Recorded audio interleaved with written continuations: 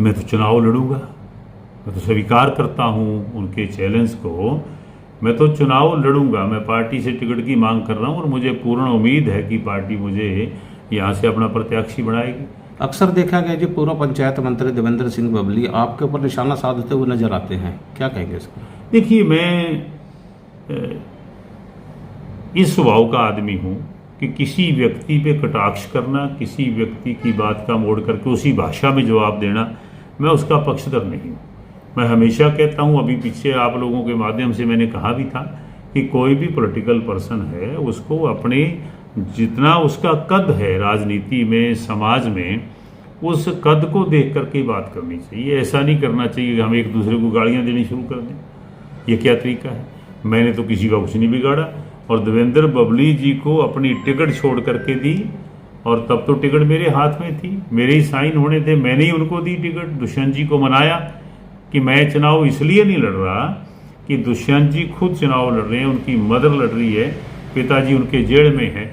तो इस हालात में एक दिग्विजय था अकेला उस परिवार का जो बाकी था, तो मेरा क्या फर्ज बनता था कि मैं अपना ठूठा आगे रखूं।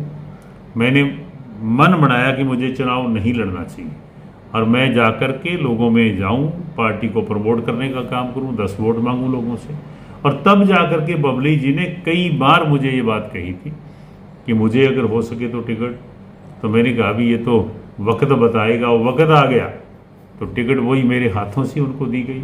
और मैंने उनके साथ 15 दिन चुनाव के अंदर पूरे गांव, पूरा शहर वोट मांगे, लोगों से जोड़ी करके बड़ी बढ़िया तरीके से मांगे। और उसके बाद में 10 दिन जो लगाए हैं वो हरियाणा के अंदर लगाए हैं।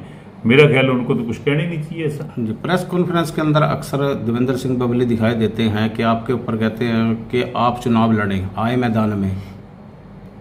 मैं तो चुनाव लड़ूंगा, मैं तो स्वीकार करता हूं उनके चैलेंज को।